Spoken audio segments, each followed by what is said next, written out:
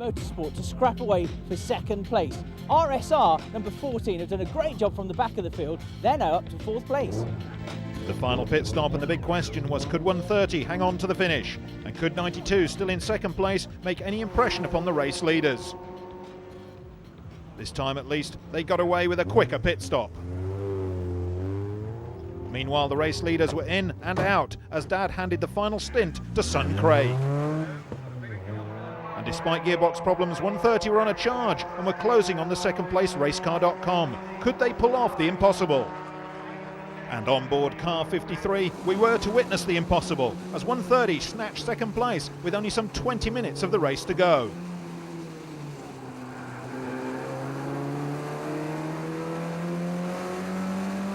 But there was to be drama ahead at Russell when 103 and 107 collided. And drama too, as we were to watch 92's wing work loose. Little wonder they'd been overtaken. With the accident needing clearing, the safety car was deployed. The worst possible news for race leader Beetlejuice, as they saw their 30-plus second lead evaporate to a mere few seconds. And the concerned expression on Dad Graham's face said it all. But back on board the 11 car, and it's go as the safety car comes in, and it was now down to Craig to put as many seconds between himself and the opposition, who were then only 4 to 5 seconds down the road.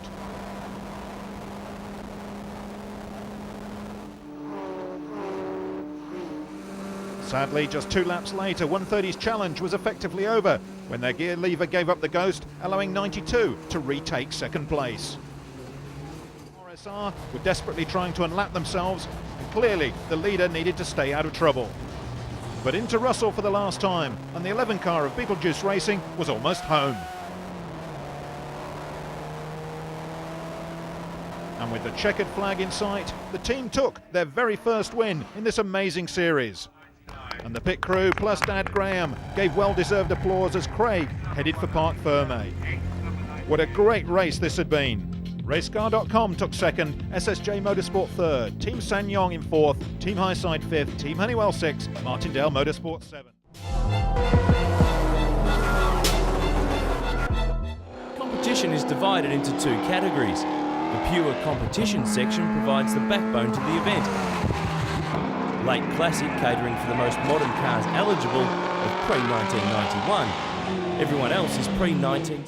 For the enthusiastic, thoroughbred touring provides a quicker paced but still untimed run through the same closed roads. Here, participants provides an opportunity for those new to tarmac rallying or with a vehicle too new to compete to participate in an event that attracts people from all over the world. However you look at it, there's something for everyone in this event. I've certainly, at least at this time, got 2 out of the 3. Michael's just fantastic, and RS 1600 hasn't managed to win in Classic Adelaide yet, and after successfully contesting other tarmac events this year, he's keen to add the Eremil Pacific to the list. It hasn't been through the lack of trying. After bad luck in a recent event, he's hoping the tighter roads of his home state will bring him better fortune.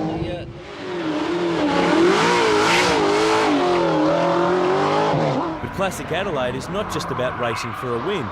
As importantly, it's a chance to drive your precious possession enthusiastically, the way it once might have been. About covering just over 1,000 kilometres around some of South Australia's most spectacular Tree Gully, along the city's main water reservoir chain of ponds. Only Kevin Weeks manages to cover the first stage of the rally. Jim Richards was beaten into 3rd place by Nick Streck-Eisen in a similar powered 944 Porsche, but that hasn't changed the way the younger driver thinks about racing someone of Richards' 40Z has elevated his position in the placings, consistently in the top half a dozen through the first day and chasing down some of the more powerful machinery around him.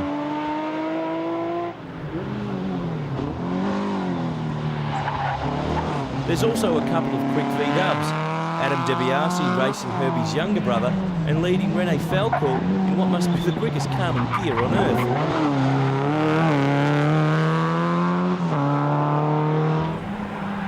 In late Classic, Tim Possingham is hovering outside the fastest 5 in the budget-driven 1989 Nissan Silvia, and he's holding off hands to Corty from Western Australia. Not bad considering Corty rides into this event on the back of a win in Quit Targa West in his very well-prepared Porsche.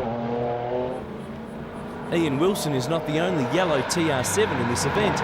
Steve Fisher is also behind the wheel of a V8 Triumph sports car, blasting on down past Kangaroo Reservoir towards the Corkscrew. The best viewing on Peter Lieben Day 1 is at the end of Special Stage 7. From Gorge Road, cars take a left and head up the valley to the zigzags commonly known as the Corkscrew for its very tight turns and often unforgiving embankment. Gary Leeson, never shy of burning rubber to correct a little driver over exuberance, tries out for play of the day. It's a close thing between Leeson and Peter Ulrich in his rare Jensen CV8.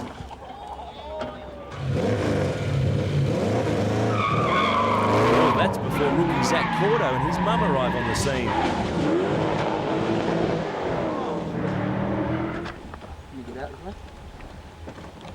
For the Cordos, racing is a family affair. Zach's father Joe is a veteran of many classic Adelaides. Wife Christine swapped seats this year to co-drive for Zach in his first event.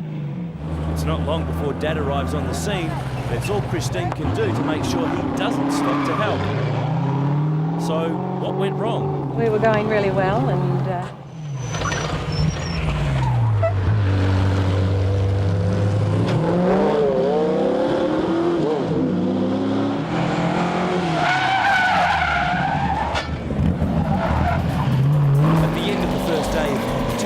Rick Bates and Cameron Waring have carved a huge lead in Classic, nearly 30 seconds clear of the Mustangs of Len Catlin and Bill Brentzel. Bernie Stack is the second comes to a close. The leader computers Day 2 and the cavalcade of competition cars heads. Chris Bunting is a local who knows the road well, but guess what? That's him at the wheel of his 1969 Mustang Coupe. How embarrassing. Race-prepped cars or simply cars too valuable for a roll cage to be fitted to head out onto the highway for some fun in a controlled environment.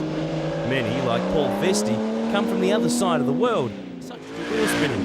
But with 650 horsepower at your disposal, it's a bit difficult to control the urge. Steve Coates' desire to burn rubber is usually tempered by his service crew, eager for him to bring home a category win. But not this year. His V8 powered Triumph Vitesse, but now the Kiwi is in Australia in a V8 Mustang. Well, I work in Australia and spend a lot of time in New Zealand as well still, so... Rob Sherrard won Classic category last year in his genuine Ford GT40, but as you do with a collection of exotic cars, when it comes to getting a race car to handle, Wes Wilkinson is an expert. Driving the oldest car in the field, a 1920 Frontiac Indianapolis Special, Wilkinson not only has to make sure he can get it to handle, he also has to fix it when it breaks. These days there aren't many spares for the Indy Special. Most of the mechanics who worked on them have moved on too. While most enjoy their lunch at Victor's competition, but gives 5 seconds to Cameron Wearing on the first stage of the morning. Peninsula through Crow's Nest to Strathalbyn and on to Adelaide for the final stage of the day, Flaxley Long outside Macclesfield. Mount Compass is one of the new special stages to Classic Adelaide this year and is relatively short at 4.6 kilometres. It shouldn't cause any problems, but the warning in the roadbook reminds competitors not to be the first to christen the recent edition. Rick Bates' comments at lunch about good luck were just too pathetic.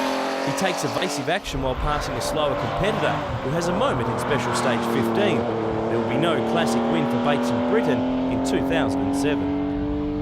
Last year's runner-up in late Classic Nick Strikeisen fails to finish Special Stage 12 after he burns out the clutch, struggling to get through to service to fix a gear selector problem. A point not lost on Hamish Gibson in his hard-charging Commodore.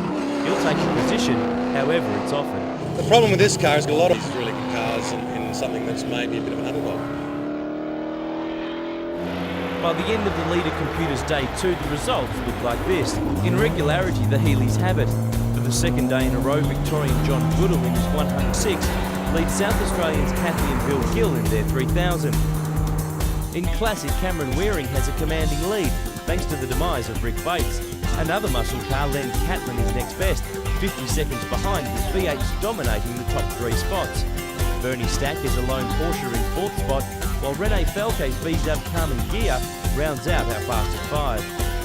Kevin Weeks extends his lead over Adam Kaplan for the second day of competition, but still nothing separates him from defending champ Rex Broadbent and Jim Richards, level pegging for third.